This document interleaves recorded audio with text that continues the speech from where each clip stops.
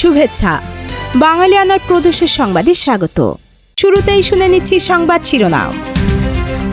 আফগানিস্তানের মাদকাসক্তি নিরাময় কেন্দ্রে পাকিস্তানের বিমান হামলা, 4 শতাধিক নিহতের দাবি, পাকিস্তানের প্রবল সমালোচনা। 180 দিনের যৌথ বিনিয়োগ কর্মপরিকল্পনায় অগ্রাধিকার পাচ্ছে ডিফেন্স ইকোনমিক জোন।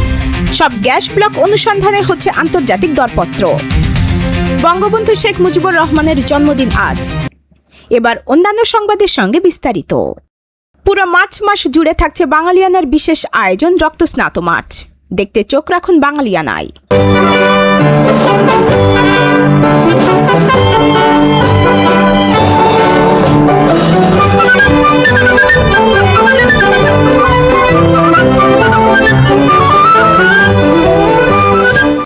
বাংলার ইতিহাসের সবচেয়ে রক্তাপ্লুত সময় মার্চ 1971।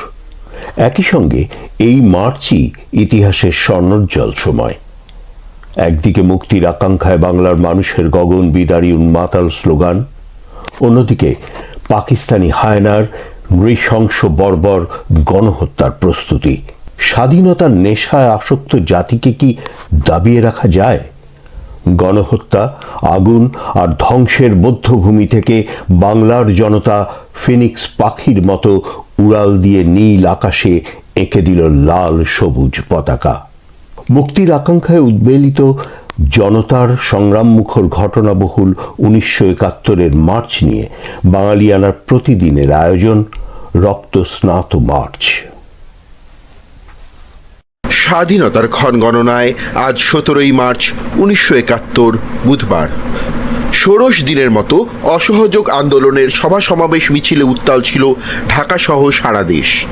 শেখ মুজিবুর রহমান এবং প্রেসিডেন্ট ইয়াহিয়া খানের মধ্যকার দ্বিতীয় দফা আলোচনা এদিন মাত্র 1 ঘন্টা স্থায়ী হয়। শেখ মুজিব কালো পতাকা শোভিত সাদা গাড়িতে চড়ে সকাল 10টা 5 মিনিটে প্রেসিডেন্ট হাউসে প্রবেশ করেন এবং 11টা 6 মিনিটে বের হয়ে আসেন। শেখ মুজিব গাড়ি থেকে বের হয়ে সাংবাদিকদের উদ্দেশ্যে বলেন, দেখুন, আমার বলার কিছু নেই, আলোচনা অব্যাহত রয়েছে, আমরা আবার আলোচনায় মিলিত হব। পরবর্তী দফা আলোচনা কখন অনুষ্ঠিত হবে তার সময় এখনও নির্ধারণ হয় নাই।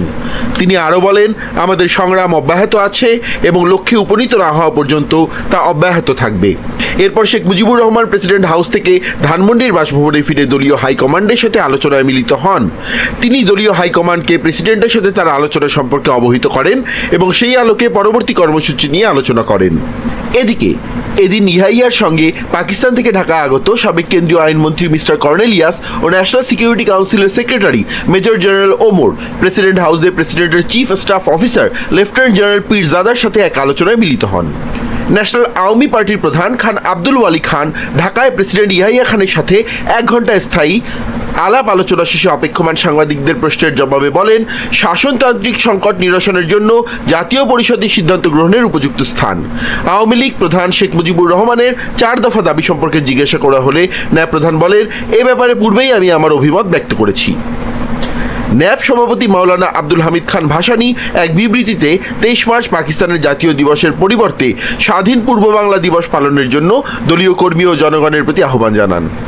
বিবৃতিতে তিনি আরও বলেন, পরিস্থিতি এমন এক পর্যায়ে এসে পৌঁছেছে যেখান থেকে আর পিছু হটা সম্ভব নয়। সুতরাং প্রেসিডেন্ট ইয়াহিয়ার উচিত হবে শেখ মুজিবুর রহমানের দাবিসমূহ মেনে নেয়া। স্বাধীন বাংলা কেন্দ্রীয় ছাত্র সংগ্রাম পরিষদ 23 মার্চ প্রতিরোধ দিবস পালনের আহ্বান জানায়। এদিন খ জনের সামরিক আইন প্রশাসক 2 মার্চ থেকে 9 মার্চ পর্যন্ত পূর্ব পাকিস্তানের বিভিন্ন এলাকায় যে পরিস্থিতিতে সামরিক কর্তৃপক্ষকে সাহায্যের জন্য সেনাবাহিনী তলব করা হয় তার কারণ অনুসন্ধানের জন্য পূর্ব পাকিস্তান হাইকোর্টের একজন বিচারপতির নেতৃত্বে একটি তদন্ত কমিটি গঠনের আদেশ জারি করেন।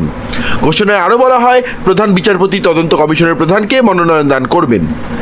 পাকিস্তান সেনাবাহিনী, Pakistan civil service, Pakistan police service এবং ইপিআর থেকে সদস্য নিয়ে 5 সদস্য বিশিষ্ট তদন্ত কমিটি গঠিত হবে। বিশিষ্ট শিক্ষাবিদ ও প্রাক্তন MNA অধ্যক্ষ ইব্রাহিম খান তাকমাই কায়েদে আজম এবং কথাসাহিত্যিক সর্দার জয়নুদ্দিন তাকমাই ইমতিয়াজ খেতাব বর্জনের সিদ্ধান্ত নেন। 7 মার্চ রেসকোর্স ময়দানে বঙ্গবন্ধুর দেয়া ভাষণ, বঙ্গবন্ধুর ভাষণ শিরোনামে একটি 45 RPM রেকর্ড প্রকাশ করে gramophone record company Dhaka record. এই দিন বঙ্গবন্ধুর 52তম জন্মদিনে সেই রেকর্ডের একটি কপি আবুল খায়ের MNA এবং সালাউদ্দিন ধানমন্ডির বাসভবনে শেখ মুজিবুর রহমানের হাতে তুলে দেন। আফগানিস্তানের রাজধানী কাবুলে একটি মাদকাসক্তি চিকিৎসা কেন্দ্রে বিমান হামলার ঘটনায় শতাধিক মানুষ হতাহতের আশঙ্কা করা হচ্ছে। তালেবান সরকার এ হামলার জন্য পাকিস্তানকে দায়ী করেছে। তালেবান সরকারের মুখপাত্র সামাজিক যোগাযোগ মাধ্যম এক্সে জানান, 16 মার্চে সোমবার সন্ধ্যায় হাসপাতালটিতে হামলা চালানো হয়। এতে কিছু মানুষ নিহত এবং আরও অনেকে আহত হয়েছেন। তালেবান সরকারের দাবি অনুযায়ী পাকিস্তানি বিমান বাহিনীর হামলায় চিকিৎসাধীন রোগী হতাহতের এ ঘটনা ঘটে। তবে পাকিস্তানের তথ্য মন্ত্রণালয় হাসপাতাল লক্ষ্য করে হামলার অভিযোগ অস্বীকার করেছে। তারা বলেছে, কাবুল ও পূর্ব আফগানিস্তানের নানগারহার প্রদেশে সামরিক স্থাপনা তথা সন্ত্রাসী কর্মকাণ্ডে সহায়তাকারী অবকাঠামো লক্ষ্য করে হামলা চালানো হয়েছে। বিবিসি সংবাদদাতা ইয়ামা বারিজ হামলার শিকার হাসপাতালটিতে গিয়ে নিজ চোখে অন্তত 30টি মরদেহ দেখেছেন। তিনি যখন হাসপাতাল চত্বরে ছিলেন তখনও ভবনের কিছু অংশ জ্বলছিল। হাসপাতাল কর্মকর্তাদের মতে সেখানে প্রায় 2000 রোগী চিকিৎসা নিচ্ছিলেন এবং হতাহতের সংখ্যা কয়েকশো হতে পারে। গ্যাসের স্থানীয় উৎপাদন বৃদ্ধি ও ব্যয়বহুল এলএনজি আমদানি কমাতে স্থলভাগ ও সাগরের ব্লকগুলোতে দ্রুত আন্তর্জাতিক দরপত্র আহ্বান করতে চায় সরকার। মোট 47টি ব্লকে দরপত্র আহ্বানের প্রস্তুতি চলছে। সরকারের 180 দিনের কর্মপরিকল্পনার বিষয়টিতে অগ্রাধিকার দেওয়া হয়েছে বলে জ্বালানি ও খনিজ সম্পদ বিভাগ সংশ্লিষ্ট সূত্র নিশ্চিত করেছে। জ্বালানি বিভাগ সূত্রে জানা গেছে, তেল গ্যাস অনুসন্ধানে সংশোধিত উৎপাদন বন্টন কাঠামোর আওতায় দেশের স্থলভাগে 21টি ব্লক এবং অফশোরে 26টি ব্লক আন্তর্জাতিক তেল কোম্পানিগুলোর অনুসন্ধানের জন্য দরপত্র আহ্বান করা হবে। এ উদ্দেশ্যে পেট্রোবাংলা তাদের প্রস্তুতি এগিয়ে নিয়েছে। সরকারের কাছ থেকে অনুমতি পেলে সাগরে ও স্থলভাগে দ্রুতই আন্তর্জাতিক দরপত্রে যেতে চায় রাষ্ট্রায়ত্ত প্রতিষ্ঠানটি।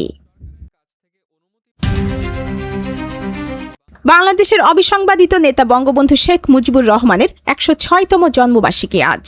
1920 সালের 17 মার্চ গোপালগঞ্জ জেলার টুঙ্গিপাড়া গ্রামে জন্ম নেন তিনি। তার বাবা শেখ লুৎফর রহমান এবং মা সায়রা খাতুন।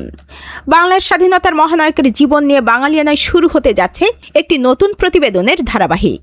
আজই থাকবে এর প্রথম পর্ব। দেখতে ক্লিক করুন আই বাটনে। তারা লড়াই করেছিলেন মায়ের ভাষার জন্য। সেই ভাষা সংগ্রামীদের একজন শেখ মুজিবুর রহমান। ভাষা সংগ্রামীদের নিয়ে বাঙালিয়ানার বিশেষ সিরিজ প্রতিবেদনে আজই দেখবেন শেখ মুজিবকে নিয়ে বিশেষ প্রতিবেদন। দেখতে ক্লিক করুন আই বাটনে।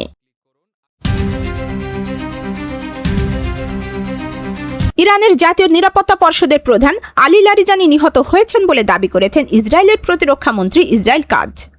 লারিজানি ইরানের বেঁচে থাকা সর্বজ্যেষ্ঠ নেতাদের একজন ছিলেন। 17 মার্চ মঙ্গলবার এক বিবৃতিতে ইসরায়েল কাজ এই তথ্য জানান। তবে এই খবরের বিষয়ে ইরানের পক্ষ থেকে এখন পর্যন্ত কোনো আনুষ্ঠানিক প্রতিক্রিয়া বা মন্তব্য পাওয়া যায়নি।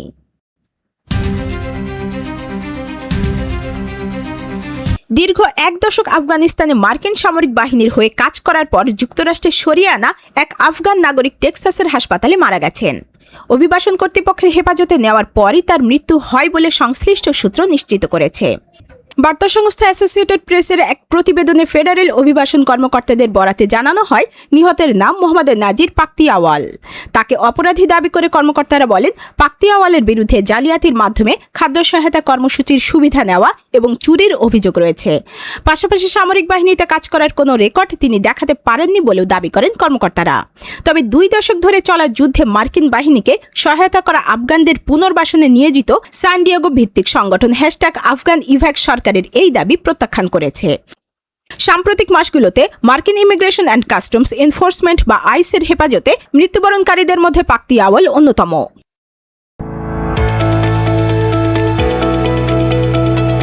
এবার শুনে নিচ্ছি বাঙালিয়ানা বাণিজ্য সংবাদ। যুক্তরাষ্ট্র, ইসরায়েল ও ইরানের মধ্যে চলমান যুদ্ধের প্রভাবে আন্তর্জাতিক বাজারে মাত্র 15 দিনের ব্যবধানে জ্বালানি তেলের দাম 40% বেশি বেড়েছে। মধ্যপ্রাচ্যের এ সংঘাতে হরমুজ প্রণালী দিয়ে জ্বালানি সরবরাহ ব্যবস্থা ভেঙে পড়েছে। ফলে এশীয় দেশগুলো সহ বিশ্ব জুড়ে জ্বালানি তেলের বাজারে বড় ধরনের অস্থিরতা তৈরি হয়েছে। ইরান যুদ্ধ শুরু হওয়ার আগে গত 27 ফেব্রুয়ারি আন্তর্জাতিক বাজারে জ্বালানি তেলের দাম ছিল ব্যারেল প্রতি প্রায় $73। তবে শনিবার এ দাম দ্রুত বেড়ে $103 পৌঁছেছে। অর্থাৎ মাত্র 15 দিনের ব্যবধানে প্রতি ব্যারেল জ্বালানি তেলের দাম বেড়েছে $30। শতকরা হিসেবে এ বৃদ্ধির হার 41.1%।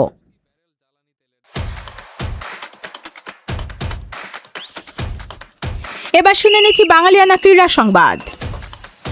16 মার্চ আফগানিস্তানের রাজধানী কাবুলে একটি মাদকাসক্তি চিকিৎসা কেন্দ্রে অন্তত 400 জন নিহত হয়েছে বলে দাবি তালিবানের। পাকিস্তানের এই হামলায় সামাজিক যোগাযোগ মাধ্যমে কড়া প্রতিবাদ জানিয়েছেন আফগান ক্রিকেটাররা। আফগান পেসার নাভিন উল হক নিজের অফিসিয়াল ফেসবুক পেজে লিখেছেন, ইসরায়েলের সঙ্গে পাকিস্তানের কোনো পার্থক্য খুঁজে পাচ্ছি না। পাকিস্তানের এই হামলাকে যুদ্ধাপরাধের শামিল মনে করছেন আফগানিস্তানের তারকা ক্রিকেটার রশিদ খান। তিনি লিখেছেন, কাবুলে পাকিস্তানের বিমান হামলার ফলে বেসামরিক মানুষের হতাহতের খবর শুনে গভীরভাবে শোকাহত। বেসামরিক বাসাবাড়ি, শিক্ষা প্রতিষ্ঠান বা চিকিৎসা অবকাঠামো লক্ষ্য করে হামলা চালানো ইচ্ছাকৃত হোক বা ভুলবশত এটি একটি যুদ্ধাপরাধ। বাঙালিয়ানার প্রদর্শন সংবাদ শেষ হলো। ধন্যবাদ।